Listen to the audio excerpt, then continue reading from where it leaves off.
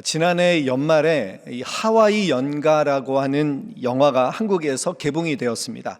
이 하와이의 그 123년의 이민사를 다룬 그런 영화인데요. 음악이 이제 주로 이끌어가는 그런 영화입니다. 이 영화는 이런 자막으로 시작이 됩니다. 1902년 12월 22일 한국인 121명이 가슴에 큰 꿈을 품고 인천 제물포항에 모였습니다. 라고 시작이 됩니다. 저도 이제 영화를 추천을 받아서 한번 보게 될 이제 기회가 있었는데요. 여러분 1902년 이 12월 22일이 바로 우리나라 최초의 공식 이민자들이 한국을 떠난 날입니다. 어디로 갔을까요? 하와이 연가라고 그랬으니까 하와이로 갔죠. 하와이. 22일 동안 배를 타고 갔는데 121명이 출발했잖아요. 몇 명이 도착했을까요? 102명이 하와이에 도착했고 그들로 인해서 미주 한인 디아스포라가 시작이 되었습니다. 그래서 이제 이후에 1903년부터 1905년까지 하와이로 건너간 이민자가 7,415명이었다고 합니다. 그럼 왜 이렇게 하와이로 몰려갔을까? 여러분 당시 이제 전 세계가 이 설탕에 대한 맛을 알기 시작했기 때문에 이 하와이가 사탕수수 재배를 하잖아요. 그러니까 일손이 부족하니까 이제 전 세계에서 일꾼들을 모집한 거예요. 자, 그런데 여러분 생각해 보십시오. 그때는 하와이라고 부르지도 않았대요. 어떤 다른 이름이었는데 정말 미지의 세계로 이제 나간다는 게 아무리 그래도 가난을 벗어나고자 하지만 얼마나 두려웠겠습니까? 그렇지만 이 찢어질 듯한 그 가난을 극복하기 위해서 두려움을 뒤로하고 많은 사람들이 하와이로 가서 이제 다시 돈을 벌고 금이한양하고 다시 돌아올 생각으로 갔는데 1910년에 무슨 일이 일어납니까? 을사늑약으로 인해서 1차 침탈로 우리나라 국권을 빼앗기게 됩니다. 그러니까 대한민국 여권을 가져갔는데 그 여권이 쓸 수가 없는 여권이 된 거예요. 그래가지고 거기 들어간 사람들이 한 7,000명 정도가 그곳에 고립되었다라는 것입니다. 여러분 생각해 보십시오. 한국으로 돌아오지도 못하고 대부분이 남성들이 갔잖아요. 사탕수수 재배를 하는 게 얼마나 힘들겠어요. 그러니까 이 남성들이 하와이 섬에 고립되니까 이 7,000명, 여러분 그 몇천 명이 결혼도 못하고 그렇게 되니까 어떻게 되느냐, 사진들을 다 모았습니다. 그래서 사진들을 모아가지고 대한민국에 보내가지고 그 사진들을 보고 이제 신부들이 하와이로 건너오게 됩니다. 여러분 역사를 공부하신 분들은 아실 수도 있겠지만 그 유명한 사진 신부라는 말입니다. 자, 그런데 여러분 하와이에 이제 배를 타고 왔는데 도착하자마자 여인들이 대성통곡을 했다라는 거예요. 왜 대성통곡을 했을까요? 거기에 있는 대부분의 남성들이 10년 전에 사진을 보낸 거예요. 근데 여러분 하와이가 얼마나 햇빛이 뜨겁습니까? 그러니까 거기서 막 햇빛에 그을리면서 하루 10시간을 일했대요. 하루에 10시간을 일하면서 그 그을린 얼굴로 보다 보니까 기록에 보면 그 남편감을 찾아서 이렇게 왔는데 보니까 시아버님처럼 생긴 거예요. 와, 그래가지고 여러분 거기 이제 오신 분들이 신부가 되신 분들이 나중에 증언하는 것도 제가 들어봤는데 그때 당시만 생각하면 정말 아찔했다라는 거예요. 그런데 그분들을 통해서 이민 1세대가 시작이 되고요. 또 자식들 교육을 최선을 다해서 그 후손들이 지금은 미국 각 분야에서 영향력 있는 분들로 세워졌다라는 거예요. 그래서 그 영화의 마지막 이제 크레딧에 보면 거기에 이제 이 하와이 역사를 쭉 이제 기록을 하면서 유명한 사람들이 누가 나왔는가? 대단합니다. 뭐 올림픽에서 다이빙 금메달도 따고 우리가 아는 그 미셸 위 있잖아요. 거기도 하와이 출신이고요. 뭐 대법원장도 나오고 정말 여러분 사탕수수를 재배하러 갔던 그 이민 1세대를 통해서 이렇게 정말 영향력 있는 많은 후손들이 나오게 되었다라는 것입니다. 자, 그런데 김구 선생님의 백범일지에 보면 하와이에 이주한 동포들의 이야기가 나옵니다. 그 글에서 김구 선생님이 내가 마지막 죽기 전에 하와이에 있는 동포들을 만나고 죽고 싶다 이렇게 적었다라는 것이죠. 그 이유가 무엇이었을까요? 여러분 그 당시에 대한민국은 임시정부였습니다. 그래서 필요한 자금을 모으기 위해서 공채를 발행했는데 그 공채를 대부분 구입한 사람들이 누구였는가? 하와이에서 그 땀 흘려가면서 피땀 흘려가면서 그렇게 외롭게 일을 해서 번 돈으로 하와이에 있는 교포들이 그 자금을 대부분을 다 그 공채를 사들여 가지고 대한민국 임시정부를 위해서 그렇게 이분들이 그 공을 세웠다라는 것입니다. 여러분, 저는 이분들을 보면서 눈물이 났어요. 내가 살기 위해서, 그 가난을 벗어나기 위해서 이민을 선택한 것입니다. 그런데 그 마음속에 정말 대한민국을 품고 있었구나. 그 우리 조국 대한민국에 대해서 여러분 그 사랑하는 마음이 있어서 그렇게 자기들이 번 돈으로 그렇게 후원하고 그렇게 그 임시정부를 도왔던 것 아니겠습니까? 그리고 이제는 광복 후에는 어떻게 됐는가? 여러분, 광복 전에는 독립자금으로 임시정부를 위해서 돈을 썼다고 한다면 이제 광복 후에는 이제는 교육이다라는 생각을 가지고 우리 대한민국에 새로운 인재가 필요하다. 내 아이들을 말하는 게 아니에요. 대한민국에 새로운 교육이 필요하다라고 해서 성금을 모아가지고 그 성금이 이제 기반이 되어서 대학이 세워집니다. 그 대학이 어느 대학이냐? 바로 인하대학입니다. 여러분, 어디서 출발했다고 그랬죠? 인천 제물포항에서 출발했어요. 인천. 그리고 하와이로 갔죠. 그래서 인자를 따고 하자를 따가지고 인하대학교. 이렇게 이제 그 인하대학교를 세웠다라는 것입니다. 저는 이분들을 보면서 깊은 존경심이 생기게 되었습니다. 여러분, 내리사랑은 쉽다고 하지만 치사랑은 어렵다라고 하죠. 올라가는 사랑은 어렵다라는 거예요. 거슬러 올라가는 사랑은 힘들다라는 거예요. 그러니까 우리가 자녀들한테 그렇게 사랑을 베풀지만 그 사랑이 손주들한테 가면 더 커지잖아요. 그런데 그 손주들이, 그 자녀들이 부모에게 효도하는 것은 어렵다라고 합니다. 그 사랑을 기억하는 것이 그렇게 어렵다라는 것이죠. 근데 이 영화를 제작한 감독이, 이 이진영 감독이라는 사람이 이 영화를 만들게 된 취지를 인터뷰를 한 것을 보았는데, 지금까지 이민 선조들의 그 하와이에서 흘린 피와 땀, 그 눈물을 한순간도 잊을 수가 없었다라는 것입니다. 아니, 하루에 10시간 동안 일을 하는데 어떻게 그 돈을 가지고, 여러분, 그 귀한 돈을 가지고 어떻게 독립자금을 떼고 어떻게 대학교를 세울 수 있단 말입니까?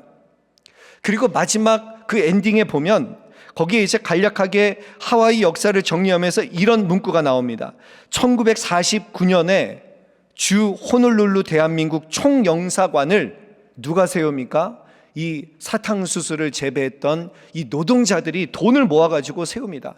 여러분, 얼마를 모았을까요? 1949년에 22,000달러를 모읍니다. 지금도 큰 돈이에요. 근데 여러분, 엄청난 돈을 모아가지고 그 돈으로 총영사관을 동포들이 세우게 된다는 거예요. 그래서 그것을 한국 정부에 기증했다는 것입니다. 여러분, 그것이 기초가 되어서 그분들의 그 피땀과 그분들의 그 사랑을 통해서 우리 후손들이 이렇게 지금 이 미국 땅에서 우리가 살아갈 수 있는 것 아닌가. 저도 이민자로서 참 이분들의 삶이 참 대단하다라는 생각이 들어서 그 영화를 보는데 그 막 연주하거든요. 거기서 그 곡을 연주하고 이제 그런 것들을 보는데 정말 눈물이 나는 것을 참을 수가 없었습니다. 여러분, 신앙도 마찬가지입니다. 우리 신앙을 가지게 된 것도, 우리가 이렇게 좋은 곳에서 예배드릴 수 있게 된 것도 믿음의 길을 걷고 핍박을 견뎌내며 믿음을 지켰던 우리 신앙의 선조들이 있었기 때문에 우리가 이렇게 믿음을 지키는 것 아닌가라는 생각이 들었습니다. 그래서 우리 초대교회는 창립 40주년을 맞이해서 여러분, 우리 교회 표어가 무엇입니까? 열방의 복이 되는 교회, 열방의 복이 되는 교회. 이제 하나님께서 부어주신 그 은혜를 우리가 그냥 그대로 가지고 있는 게 아니라 그 복을 우리가 나누자라는 것이죠. 여러분, 그리고 지난주부터 이제 우리가 특별 새벽 기도회로 모이고 있습니다. 지난 월요일에 담임 목사님께서 에베소서 1장 1절 말씀을 통해서 하늘에 속한 복을 우리에게 이미 주셨다, 이렇게 말씀하셨어요. 그런데 그 사랑이 어떤 사랑인가? 그 복이 어떤 복인가? 창세전에 우리를 예비하신 그 사랑, 우리를 택하신 사랑, 만세전에 어떤 조건이나 어떤 근거 없이 우리를 택하신 사랑이라는 거예요. 여러분, 이 사랑이 느껴지십니까? 허물과 죄로 죽었던, 죽을 뻔한 게 아니에요. 죽기 직전이 아니라 허물과 죄로 완전히 죽어버린 그런 우리를 하나님이 사랑하셔서 구원의 길을 허락하셨다라는 거예요. 여러분, 그래서 영광으로 물든 교회는 곧 십자가의 사랑에 물든 교회다, 이런 말씀을 하셨어요. 정말 제가 그 얘기를 듣는데, 여러분, 십자가를 바라보는 사람은 어떤 은혜를 느끼게 될까요? 하나님이 우리를 만세 전부터 택하여 주시고, 하나님께서 우리를 예비하시고 우리를 사랑하신 그 구원의 사랑을 우리가 십자가를 통해서 기억할 수 있게 된다는 것입니다. 자, 그러면 여러분, 아까 제가 서두에 말씀드렸던 이 하와이 이민자들이 대한민국을 기억하고 독립자금을 보냈죠. 대한민국을 품으니까, 그 마음에 품으니까 여러분, 그렇게 헌신으로 나타나게 된 것처럼, 만일 우리가 하나님의 사랑을, 정말 이 풍성한 사랑을 우리가 깨닫는다면 우리에게 어떤 모습이 나타나게 될까요? 결국 한 영혼을 품는 모습으로, 누군가의 영혼을 품는 모습으로, 저는 반드시 그런 모습으로 나타나게 된다라고 믿습니다. 오늘 설교 제목이 누구를 품고 있습니까? 라고 하는 제목을 이렇게 정했는데요. 여러분, 왜 품습니까? 누군가를 왜 품습니까? 누군가를 왜 품어요? 하나님의 은혜를 기억하니까, 그 만세 전부터 우리를 택하신 그 은혜와 사랑을 기억하니까 품는 것입니다. 저는 이렇게 생각합니다. 만일 우리가 나중에 하나님 나라 가면요, 하나님이 몇 가지 질문을 하실 것 같아요. 그런데 그 중에 한 가지 질문이 꼭 이 질문을 하실 것 같아요. 너는 누구를 품다 왔느냐? 너는 누구를 목양하고 왔는가? 여러분, 이 질문을 꼭 하고 우리에게 말씀하시지 않을까요? 제 예상 문제입니다. 몇 가지 질문이 있는데, 여러분, 주님이 제자들을 부르신 이유가 무엇입니까? 사람을 살리기 위해서. 내가 너를 사람을 낚는 어부가 되게 하겠다, 사람 살리겠다라는 거예요. 예수님께서 마지막 베드로에게 주신 명령이 뭐예요?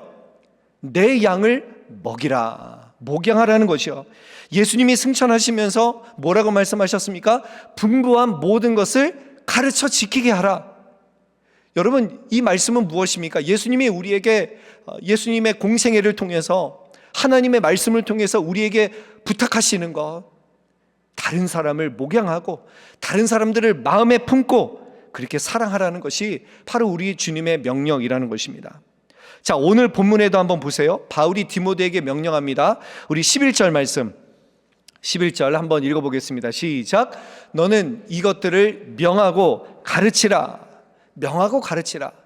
여러분, 이 명령은 디모데에게만 준 명령이 아닙니다. 디모데는 목회자라고 생각을 하니까 목회자만 이 명령을 가지고 있다라고 생각을 하면 안 돼요. 여러분, 이 당시에는 평신도와 성직자의 경계가 뚜렷하지 않았습니다. 평신도들 중에서도 말씀을 가르칠 수 있는 그 특권을 가지고 있었다라는 것이죠. 그래서 예수님께서 우리에게 마지막 명령이 뭐예요? 모든 민족에게 가서 그들에게 내가 분부한 모든 것을 가르쳐 지키게 하라. 목회자에게만 주신 명령이 아니라 우리 모두에게 주신 명령이라는 거예요. 제가 목회를 하면서 참 많은 이야기들을 듣게 돼요. 특별히 그런데 저를 사랑하셔서 이야기해 주시는 말씀들이에요.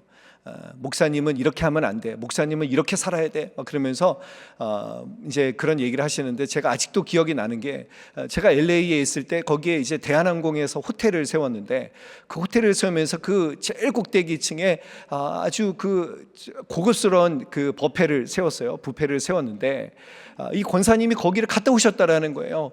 근데 갔다 오셨는데 표정이 안 좋아요. 그래서 왜 그러시냐고 그랬더니, 목사님, 제가 거기서 누구 만났는지 아냐고, 제가 한인타운에 있는 어느 교회 부목사님을 만났다라는 거예요. 그러면서 어떻게 목사가 그런 고급스러운 레스토랑에 올 수 있느냐고 막 그러면서 저한테 뭐라고 하셨냐면, 목사님은 절대로 거기 가면 안 돼. 저한테 얘기하신 거예요. 와, 근데 사실 저도 거기 가보고 싶잖아요. 여러분, 그렇지 않습니까? 근데 그렇게까지 얘기를 하시니까 가볼 수가 없는 거예요. 그리고 또 한 가지 저한테 그러시는 거예요. 목사님은 절대로 골프 치면 안 돼. 이 두 가지를 저한테 말씀하셨어요. 여러분, 제가 지켰을까요? 안 지켰을까요? 당연히 지키죠. 왜냐하면 한 영혼이라도 실족하면 안 되니까. 여러분, 어떤 분들은 근데 저한테 와서, 목사님 골프 치셔야죠, 막 이런 분들도 있어요. 쳐도 돼요. 그런데 만일 그것 때문에 누군가 실족하게 된다면 안 치는 것이 난 것이죠. 왜냐하면 한 영혼이 귀하기 때문에 그렇습니다. 그래서 저는요, 목사로서 누군가 저한테 목사님 이거 하지 마세요, 뭐 이거 하면 안 돼요 그러면 저는 그대로 합니다. 그게 훈련이 되어 있어요. 그게 저의 운명입니다. 저의 어떻게 보면 삶이기 때문에 저는 그대로 사는 것이 불편함이 없습니다. 그래서 여러분, 사도 바울은 고린도전서 19장 19절에서 이렇게 말하죠. 내가 모든 사람에게 자유로우나 스스로 모든 사람에게 종이 된 것은, 내가 자유롭지만 내가 종된 모습으로 살아가고자 하는 것은 더 많은 사람을 얻고자 하기 때문에 그렇게 종이 되는 모습으로 살고자 한다는 것입니다. 자, 그런데 제가 여러분들에게 말씀드립니다. 목회자만 그렇게 살아가라는 게 아니에요. 여러분, 착각하시면 안 돼요. 목회자만 저렇게 거룩하게 살아가는구나, 야 우리 목사님 대단해, 그러면서 여러분 대리만족을 느끼시면 안 돼요. 이 명령은 목회자에게만 주신 명령이 아니라 우리 모두에게 주신 명령입니다. 믿으십니까? 아멘. 네, 여러분 진짜 그렇습니다. 오늘 저녁부터 이제 하반기 1:1 양육자 훈련이 시작이 됩니다. 이번에는 34명의 양육자들이 훈련을 받게 됩니다.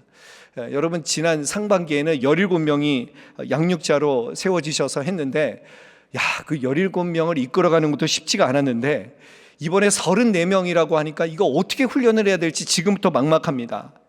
근데 왜 이렇게 양육자가 많이 세워지는가? 여러분, 우리 교회 양육자가 세워지는 것이 정말 대단하지 않습니까? 근데 저는 우리 양육자들을 보면서 늘 감사한 마음이 있습니다. 여러분, 양육자가 되면요, 누구를 이해할 수 있을까요? 목회자를 이해합니다. 누군가를 세워가는 것이 얼마나 힘든 것인가, 한 영혼을 세운다라는 것이, 한 영혼을 품는다라는 것이 어떤 것인가를 이 양육자는 깨달을 수 있게 된다라는 것입니다. 여러분, 그래서 여러분에게 제가 도전을 드립니다. 여러분, 양육자의 사명을 소원하시기를 바랍니다. 우리 모두가 다 양육자가 되었으면 좋겠어요. 가르치든지 배우든지 하라라고 했잖아요. 그러니까 우리가 정말 이게 양육에 대한 그 마음, 누군가를 품고 누군가를 세워가는 그 기쁨을 누릴 수 있게 되기를 간절히 바랍니다. 자, 그러면 누군가를 여러분 이렇게 품고 누군가를 세워가려고 한다면요, 필요한 조건이 있습니다. 그게 무엇인가? 우리 12절 말씀 같이 한번 읽어보겠습니다. 같이 한번 읽어보겠습니다. 시작. 누구든지 내 연소함을 없이 여기지 못하게 하고 오직 말과 행실과 사랑과 믿음과 정절에 있어서 믿는 자에게 본이 되라는 거예요. 여러분, 누군가를 품기 위해서 본이 되지 않으면 어떻게 여러분 누군가를 품고 그들을 권면하고 그들을 가르칠 수 있겠습니까? 한 폭의 그림이 수천 마디 말보다 더 낫다라고 하는 그런 말이 있습니다. 왜 그렇습니까? 여러분, 미성숙한 사람을 한번 보십시오. 미성숙한 사람의 특징은 무슨 특징입니까? 충고를 듣는 귀를 닫고, 이 미성숙한 사람들은요, 모범을 보는 눈만 열어둔다라는 거예요.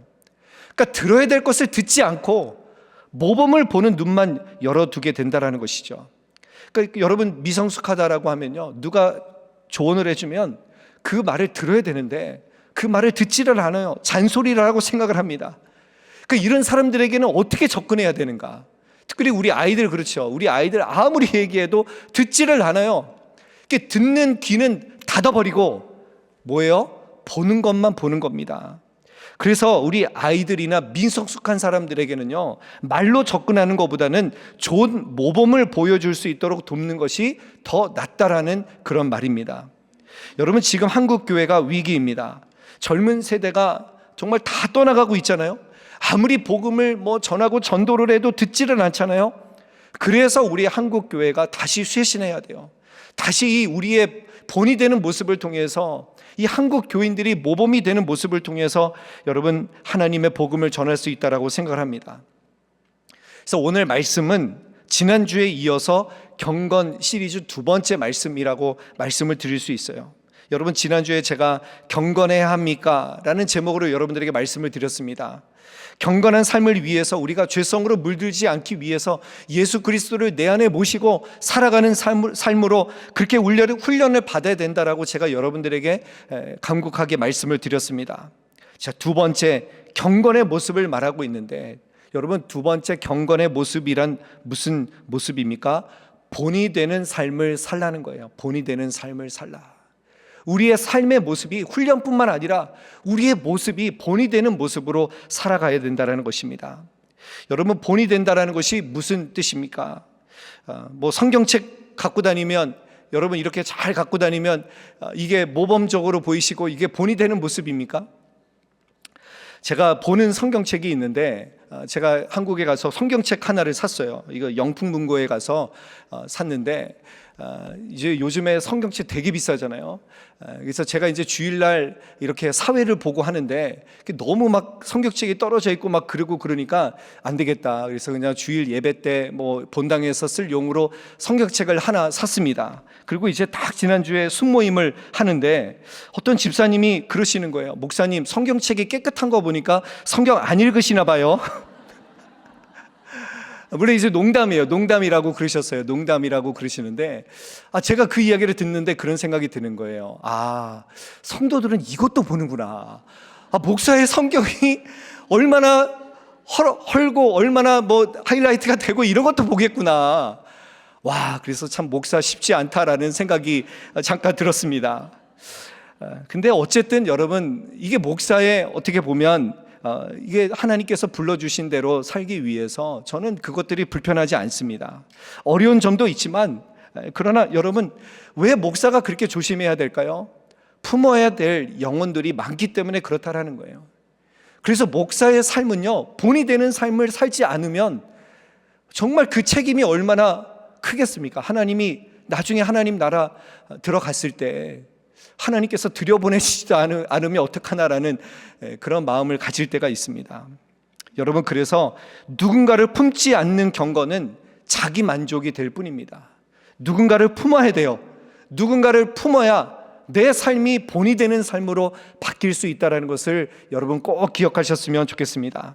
자, 그래서 경건은 무엇인가? 제가 여러분들에게 한마디로 정의를 드린다면 경건은 한 영혼을 품는 것입니다. 자, 그럼 품기 위해서 우리는 어떤 본을 보여야 되는가? 우리 12절 말씀 다시 한번 읽어보겠습니다. 12절 시작. 누구든지 내 연소함을 업신여기지 못하게 하고 오직 말과 행실과 사랑과 믿음과 정절에 있어서 믿는 자에게 본이 되어. 여러분, 5가지를 말했어요. 이따가 한번 우리 조별로 이 5가지에 대해서 한번 여러분들은 이 5가지에 대해서 본이 되는지 한번 살펴보시기를 바랍니다. 여러분, 특별히 디모데는 연소한 사람이기 때문에 사도 바울이 더 강조를 한 거예요. 연소하기 때문에 너를 무시하지 않기 위해서 너는 특별히 이 말과 행실과 사랑과 믿음과 정절에 대해서 본이 되라는 거예요. 본이 되라. 여러분, 이것이 참 중요하다라는 거예요. 누군가를 세워가기 위해서는요, 본이 되지 않고서는 어떻게 누군가를 세워갈 수 있겠습니까? 자, 그래서 우리가 이 본이 되는 삶을 살기 위해서는요, 그 출발점이 무엇인가, 그 스승이 어떤 길을 걸어갔는지를 잘 봐야 됩니다. 그래서 우리는 그리스도께서 어떤 삶을 살아가셨는가, 우리가 그것을 우리가 자세하게 볼 필요가 있다는 것이죠. 우리 13절 말씀 같이 한번 읽어보겠습니다. 시작. 내가 이를 때까지 읽는 것과 권하는 것과 가르치는 것에 전념하라. 여러분, 어떻게 본이 될 수 있는가? 읽는 것과 권하는 것과 가르치는 것을 통해서 여러분, 그런 삶이 가능하게 된다는 거예요.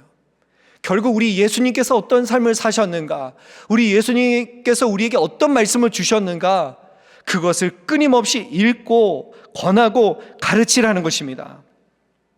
여러분, 그래서 우리가 누군가를 세워간다고 한다면, 누군가 본이 되기 위해서는요, 여러분, 말씀에 능통한 사람이 돼야 돼요. 말씀을 잘 알아야 돼요. 이 말씀을 읽는 것과 이 말씀을 권하는 것과 가르치는 것에 우리가 능할 수 있어야 된다는 것입니다. 제가 지난번에 어떤 권사님이 저한테 그러시더라고요. 나중에 딸 아이들이 남자를 만나는 데 있어서 아빠의 역할이 결정적이라는 거예요. 딸이 이 세상에 태어나서 제일 먼저 접하는 사람이 남자가 누구냐? 바로 아빠라는 것이죠. 그래서 아빠가 정말 본을 보이면, 야, 나중에 나 커서 아빠 같은 남자를 만나야지. 그런데 아빠가 상처를 주고 아빠가 정말 못되게 굴었으면요, 그러면 아이는 거기에도 영향을 받는다는 거예요. 나는 아빠 같은 남자는 절대 만나지 말아야 되지. 그러니까 여러분, 부모가 내가 정말 아이에게 교과서 같은 역할을 하고 있는가, 아니면 아이에게 그냥 참고서 정도, 참고만 되는 정도, 그 정도밖에 되지 않는가, 우리가 우리 자신을 성찰해 봐야 됩니다. 어떤 부모는 이렇게 얘기를 해요. 아예 너희들은 엄마 아빠처럼 되지 마라, 너희들은 엄마 아빠처럼 살지 말라. 여러분, 너무나 씁쓸한 현실 아닙니까? 부모로서 우리에게 맡겨주신 정말 그 영혼들을, 그 아이들을 우리가 품어가야 된다고 한다면 우리는 마땅히 그 아이들에게 모범이 되는, 본이 되는 모습으로 살아가야 된다는 것입니다.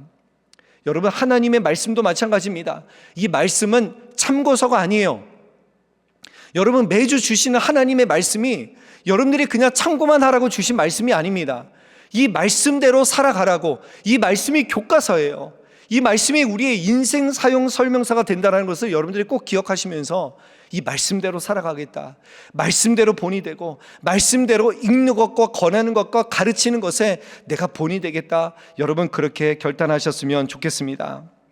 마태복음 4장 1절부터 보시면 예수님이 사탄에게 시험받는 장면이 나타납니다. 돌이 떡이 되게 하라, 뛰어내리라, 절하라. 그런데 예수님께서 어떻게 여러분 그 시험을 극복하셨습니까? 어떻게 극복하셨어요?